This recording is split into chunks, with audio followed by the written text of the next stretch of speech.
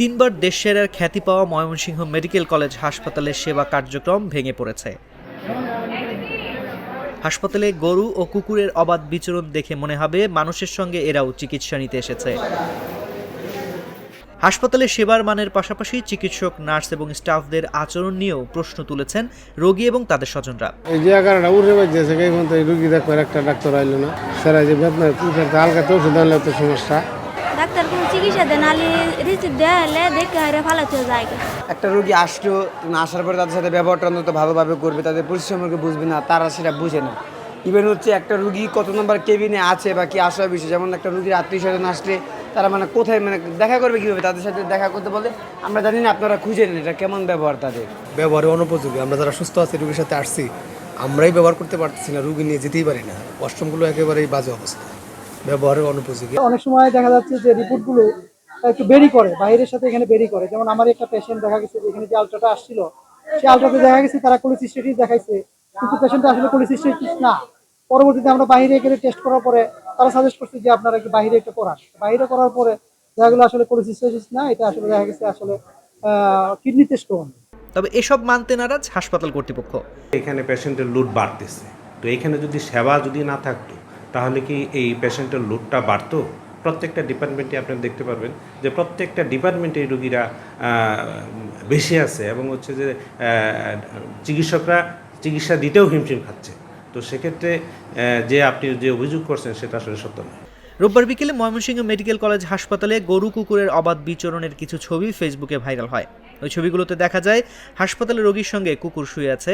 দেখলে মনে হবে যেন কুকুরের পাল হাসপাতালে চিকিৎসা নিতে এসেছে। অপর একটি ছবিতে দেখা গেছে গরু রোগীর সঙ্গে হেঁটে হাসপাতালে ঢুকছে। আব্দুল্লাহ আলামিন নামে একজন ফেসবুকে ছবিগুলো পোস্ট করে লিখেছেন, মাননীয় স্বাস্থ্যমন্ত্রী, ময়মনসিংহ ৪ সদর আসনের সংসদ সদস্য, বিভাগীয় পরিচালক দৃষ্টি আকর্ষণ করছি। ময়মনসিংহ মেডিকেল কলেজ হাসপাতাল এশিয়া মহাদেশের মাঝে নাম করা উল্লেখযোগ্য একটি প্রতিষ্ঠান। আজ এই হাল কেন? যেখানে টেন্ডার নিয়ে মারামারি হয়, পুলিশ পাহারা দিতে হয়। হাসপাতালের নিরাপত্তায় কতজন সরকারি বেসরকারি নিরাপত্তা রক্ষী রয়েছে? অভ্যন্তরে টয়লেটগুলোর কি হাল? সরেজমিন পরিদর্শন করুন। সাংবাদিক সাইফুল ইসলাম তরফদারের ফেসবুক আইডিতে পোস্ট করা ছবিতে দেখা যায় রোগীর পাশে কুকুর শুয়ে আছে। এমন ছবি পোস্ট করে তিনি লিখেছেন, হায়রে ময়মনসিংহ মেডিকেল কলেজ হাসপাতালের দৃশ্য। 1000 শয্যার ময়মনসিংহ মেডিকেল কলেজ হাসপাতালে বৃহত্তর ময়মনসিংহের 6 জেলার মানুষ ছাড়াও কুড়িগ্রাম, সুনামগঞ্জ এবং গাজীপুর থেকে রোগীরা সেবা নিয়ে থাকেন। প্রতিদিন গড়ে প্রায় 3500 রোগী ভর্তি থাকেন এখানে। এছাড়াও আউটডোরে 4 থেকে 4500 রোগী চিকিৎসা সেবা নেন।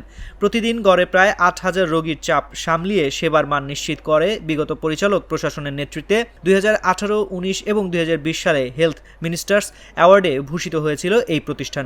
এমপি সাহেব যে অনুভূতির বক্স এখানে স্থাপন করেছেন, সেটিকে ধারণ করে হাসপাতাল কর্তৃপক্ষ আরেকটু রোগী বান্ধব হবেন। রোগীদেরকে ওষুধ সরবরাহ করা বা অন্যান্য যে বিষয়গুলো আছে হাসপাতালের সেবার মানগুলোকে আরেকটু রোগী বান্ধব করা জরুরি। আমরা পুরস্কার পাক বা না পাক সেটি বড় কথা না, কিন্তু রোগীরা যেন হাসপাতালে গিয়ে তাদের একটু সন্তুষ্টি প্রকাশ করে আসে যেন এখানে আমরা সেবাটা পেয়েছি, এটি আমাদের প্রত্যাশা থাকে।